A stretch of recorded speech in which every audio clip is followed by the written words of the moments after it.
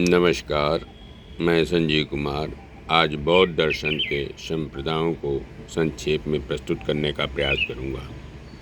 4 प्रमुख संप्रदाय हीनयान और महायान के अंतर्गत हैं। हीनयान के अंतर्गत वैभाषिक और सौतांत्रिक और महायान के अंतर्गत योगाचार विज्ञानवाद और माध्यमिक शून्यवाद। वैभाषिक अभिधर्म ज्ञान प्रस्थान ग्रंथ की विभाष टीकाओं पर अधिक जोर देने के कारण वैभाषिक कहा जाता है। वैभाषिक बाह्य प्रत्यक्षवादी हैं। ज्ञान प्रक्रिया में कोई माध्यम नहीं होता, क्योंकि यदि बाह्य वस्तुओं का प्रत्यक्ष नहीं हो तो उन्हें किसी अन्य उपाय से नहीं जाना जा सकता। वैभाषिक मत द्वैतवादी है। वह मन और प्रकृति की पृथक सत्ता को स्वीकार करता है। सौतांत्रिक बुद्ध के उपदेशों का संकलन त्रिपिटक है। इसमें दूसरा प्रमुख पिटक सूत्र पिटक है। इसी पर आधारित होने के कारण इस मत को सौतांत्रिक कहा जाता है। इस मत के अनुसार वस्तुस्थिति के विरुद्ध न जाने वाला ज्ञान ही सम्यक ज्ञान है। सम्यक ज्ञान की उत्पत्ति 4 अवस्थाओं के आधार पर होती है: आलंबन, समानांतर, अधिपति, सहकारी प्रत्यय। योगाचार विज्ञानवाद इस मतानुसार केवल विज्ञानों की सत्ता है। योगाचार विज्ञानवादी माध्यमिकों के इस सिद्धांत को मानते हैं कि बाह्य वस्तुओं का अस्तित्व नहीं है, किंतु माध्यमिकों के विपरीत वे यह नहीं मानते कि चित्त का भी अस्तित्व नहीं है। योगाचार विज्ञानवाद का कहना है कि यदि चित्त न ही रहे तो किसी भी विचार का संपादन संभव नहीं है। जो मन की सत्ता को नकारता है वह आत्मव्याख्याति है। अन्य पदार्थ जो मन के बाहर प्रतीत होते हैं वे भी मन के अंतर्गत हैं, विज्ञान के आकार मात्र हैं। यदि ऐसा है तो ज्ञाता अपनी इच्छानुसार किसी वस्तु को उत्पन्न क्यों नहीं कर सकता? क्योंकि चित्त विज्ञानों का एक सतत प्रवाह है, जिसमें अतीत अनुभवों के संस्कार निहित हैं। जिस समय जिस संस्कार के लिए परिस्थिति अनुकूल रहती है, उस समय उसी संस्कार का परिपाक होता है। आलय विज्ञान यह सभी विज्ञानों का द्वार या आधार है तथा सदैव परिवर्तनशील होता है। आचार्य असंग के अनुसार आलय विज्ञान वह समुद्र है जिसमें तरंगों की भांति संपूर्ण विश्व की जड़ एवं चेतन वस्तुएं प्रकट एवं विलीन होती रहती हैं। आलय विज्ञान से ही समस्त वस्तुओं की उत्पत्ति होती रहती है। अतः इस जगत में विज्ञप्ति मात्रता की सिद्धि होती है। आचार्य वसुबंधु के अनुसार चित्त, मनस, विज्ञान और विज्ञप्ति पर्याय है। वसुबंधु के अनुसार विज्ञान या विज्ञप्ति या चित्त ही एकमात्र परमार्थ सत्य है। इस आलय विज्ञान से पृथक एवं स्वतंत्र भौतिक पदार्थ की सत्ता नहीं है। जैसे पीलिया रोगी को सभी वस्तु पीली दिखाई देती है, उसी प्रकार अविद्याग्रस्त को बाह्य वस्तुएं सत्य दिखाई देती हैं, जबकि वास्तव में बाह्य वस्तुएं भ्रांति हैं। एकमात्र विज्ञान की या चित्त की सत्ता है। सत्ता के 3 प्रकार: परिकल्पित स्वप्न पदार्थ, भ्रम की दशा में आरोपित पदार्थ। जागतिक पदार्थ भी भ्रामक और परिकल्पित स्वभाव के हैं। दूसरा परतंत्र, प्रतीत समुत्पन्न और सापेक्ष सत्ता है। आलय विज्ञान, क्लिष्ट मनस और 6 प्रकार के विषय विज्ञान, ये 8 विज्ञान परतंत्र के अंतर्गत आते हैं। परिनिष्पन्न शुद्ध विज्ञप्ति मात्र तत्व है। इसमें ज्ञाता, ज्ञेय, दैत्य, ग्रह वासना का नितांत अभाव है। यह परिणाम रहित, अविकारी और एकरस है। यही लोकोत्तर ज्ञान है। इसी को तथता, धर्म धातु और परमार्थ कहते हैं। विज्ञानवादियों द्वारा बाह्य पदार्थों का खंडन। जिस प्रकार स्वप्न में वस्तुएं मन में होती हैं, उसी तरह जागृत अवस्था में भी वस्तुएं मन में ही होती हैं, इसकी पुष्टि परमार्थ ज्ञान से होती है। सहोपलम्भ नियम से पुष्टि। इसके अनुसार नीले रंग और नीले रंग के ज्ञान में कोई भेद नहीं है, अर्थात दोनों एक ही है। ज्ञान या तो वस्तु के बाद उत्पन्न होगा या वस्तु के पहले या वस्तु के साथ साथ। ज्ञान वस्तु के बाद संभव नहीं है, क्योंकि वस्तु उत्पन्न होते ही विनष्ट हो जाती है। ज्ञान वस्तु के पहले भी संभव नहीं है, क्योंकि तब वस्तु ही नहीं थी। अब यदि ज्ञान वस्तु के साथ साथ उत्पन्न होता है तो फिर वस्तु को ज्ञान से पृथक नहीं किया जा सकता। अज्ञान की दशा में वस्तु और ज्ञान की दशा में विज्ञान है। माध्यमिक शून्यवाद।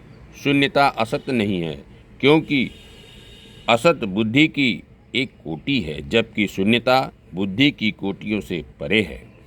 शून्यता परमार्थिक सत्ता का सूचक है, जो समस्त प्रपंचों से रहित है। उसका स्वरूप अवर्णनीय है।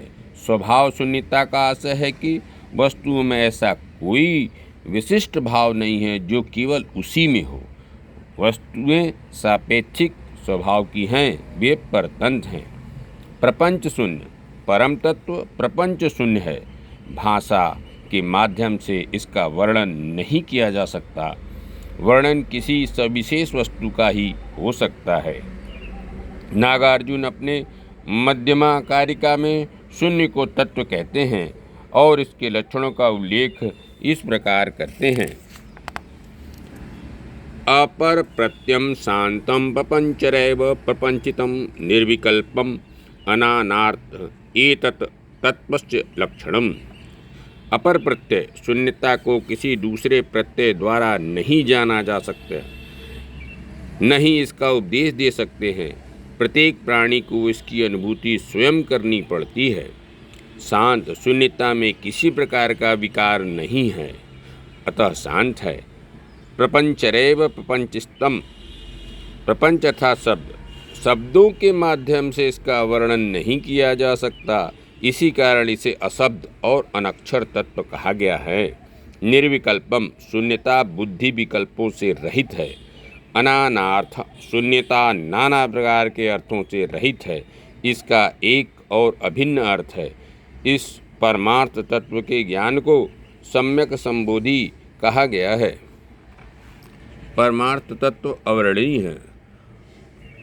अष्ट सहस्त्रिका प्रज्ञापारमिता के अनुसार शून्यता उसका पर्यायवाची है जिसका कोई कारण नहीं है। जो विचार एवं प्रत्यय से परे है वह जिसकी उत्पत्ति नहीं होती, जो उत्पन्न नहीं हुई और जिसका कोई माप नहीं है।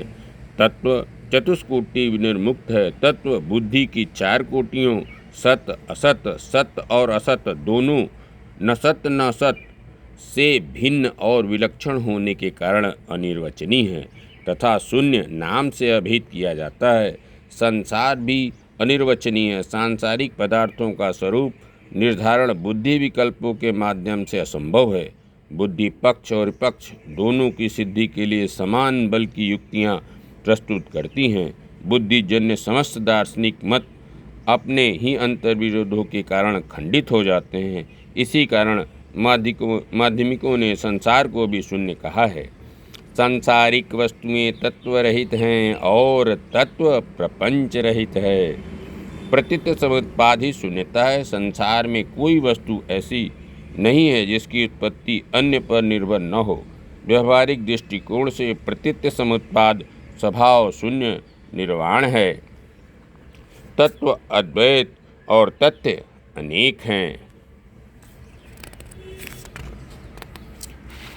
शून्यवाद द्विविध सत्य मानता है। नागार्जुन के अनुसार बुद्ध ने दो प्रकार के सत्य माने हैं। वे अपने माध्यमा कारिका में कहते हैं संवृत्त सत्य और परमार्थ सत्य। संवृत्त का अर्थ आवरण होता है। संवृत्त वह अवधारणा है जो परम सत्य को आवृत्त करता है। यह सत्ता का वह स्तर है जिसका परमार्थ ज्ञान द्वारा बाध होता है। समवृत्त सत्य जन साधारण के लिए है तथा यह समवृत्ति बुद्धि विकल्पों द्वारा कार्य करती है। समवृत्ति दो प्रकार की होती है, तत्व समवृत्ति अर्थात लोक समवृत्ति, इसमें इंद्रियों द्वारा वस्तुओं का बोध होता है। मिथ्या समवृत्ति आलोक समवृत्ति, इसे भ्रम स्वप्न कहते हैं आते हैं। नोट, समवृत्ति परमार्थ की प्राप्ति का साधन है। शून्यवाद की सार्थक युक्तियाँ। ज्ञाता, ज्ञेय और ज्ञान तीनों परस्पर भिन्न हैं, अतः यदि एक असत हो तो शेष दोनों भी असत सिद्ध होंगे। द्रव्य परीक्षा। जब हम द्रव्य की खोज करते हैं तो गुणों तक पहुँचते हैं, और जब गुणों की परीक्षा करते हैं तो द्रव्य की स्थिति उभर कर सामने आती है। द्रव्य और गुण की कल्पना सापेक्षिक है। प्रमाण परीक्षा। प्रमाण की प्रामाणिकता सिद्ध नहीं की जा सकती। प्रमाण स्वतः प्रमाणित नहीं है। यदि दूसरे प्रमाण का सहारा लिया तो प्रमाण प्रमेय हो जाता है। ज्ञेय के आधार पर प्रमाण को सिद्ध किया जाए तो वह प्रमेय ही प्रमाण हो जाएगा। काल परीक्षा। भूत को नहीं माना जा सकता क्योंकि वह बीत चुका है, भविष्य अभी आया नहीं। वर्तमान भूत और भविष्य के सापेक्ष है। वर्तमान उसे कहा जाता है जो न भूत हो न भविष्य हो, अतः वर्तमान भी सापेक्ष हो जाता है, अतः काल शून्य स्वरूप है। उत्पत्ति परीक्षा। नागार्जुन के अनुसार उत्पत्ति स्वतः नहीं हो सकती, क्योंकि ऐसी स्थिति में वस्तु को उत्पत्ति के पूर्व मानना पड़ेगा। उत्पत्ति परतः भी नहीं हो सकती, क्योंकि दूसरी वस्तु में इसका अभाव था। स्वतः परतः मानने पर विरोधाभास की स्थिति उत्पन्न होती है। कार्य कारणवाद बुद्धि का केंद्रीय सिद्धांत है। शून्यवाद इसका भी खंडन करता है। कोई भी पदार्थ स्वतः उत्पन्न नहीं हो सकता। स्वतः उत्पन्न होने का अर्थ है कि कार्य उत्पत्ति के पूर्व ही कारण में विद्यमान था। सत्कार्यवाद। यदि ऐसा है तो पुनः उत्पत्ति मानना व्यर्थ है। यदि कारण कार्य में असत है, असत्कार्यवाद, तो कार्य उत्पन्न ही नहीं हो सकता। स्वतः परतः दोनों विरोधाभास उत्पन्न करेंगे। अकारण उत्पत्ति भी असंभव है, क्योंकि प्रत्येक कार्य का कोई कारण अवश्य होना चाहिए। अतः पारमार्थिक दृष्टि से कोई पदार्थ कभी भी कहीं भी उत्पन्न नहीं हो सकता। अजातिवाद। नागार्जुन अपनी माध्यम कारिका के प्रारंभ में ही अष्ट निषेधों को प्रस्तुत कर देते हैं। अनिरोधम, अनुत्पादम, अनुच्छेदम, अशाश्वतम, अनेकार्थम, अनानार्थम, अनागमम, अनिर्गमम। प्रतित्व समुत्पाद में न विरोध होता है, न उत्पाद होता है, न उच्छेद होता है, न उसकी शाश्वत स्थिति होती है। यह अनेकार्थ, अनानार्थ, अनागम्य और अनिर्गम्य है। हमारा सारा ज्ञान सापेक्ष और भेद के आधार पर स्थित है। हम किसी वस्तु के स्वरूप को दूसरी वस्तुओं से भिन्न किए बिना नहीं जान सकते हैं, और दूसरी वस्तुओं से उसकी भिन्नता को उसका निजी स्वरूप जाने बिना नहीं जान सकते हैं। इस तरह संसार में हम एक वस्तु से दूसरी वस्तु की ओर भटकते रहते हैं। शून्यता ही हमें शांति दे सकती है। नागार्जुन कहते हैं कि मेरे दर्शन में कोई दोष नहीं है, क्योंकि मेरी कोई प्रतिज्ञा नहीं है। बौद्ध दर्शन में दो प्रमाण स्वीकार हैं, प्रत्यक्ष और अनुमान। बौद्ध न्याय के जनक दिंगनाक के अनुसार प्रत्यक्ष वह है जो कल्पना से रहित है और नाम, जाति आदि से असंयुक्त हो। प्रत्यक्षम कल्पनापूढ़म नाम जात्यादि संयुक्तम। धर्मकीर्ति ने उपर्युक्त में पुनरुक्ति दोष बताया और कहा, प्रत्यक्ष वह है जो कल्पना एवं भ्रांति से रहित है। प्रत्यक्षम कल्पनापूढ़म अभ्रांतम। अनुमान। अनुमान कल्पनायुक्त ज्ञान है। चूँकि प्रत्येक वस्तु क्षणिक है, अतः वस्तु अपना संस्कार या चित्त उत्पन्न कर विनष्ट हो जाती है। संस्कार के आधार पर वस्तु की सत्ता का अनुमान होता है, अतः इसे बाह्य अनुमेयवाद कहते हैं। वस्तु के समान लक्षण का प्रत्यक्ष होता है। धन्यवाद। नमस्कार।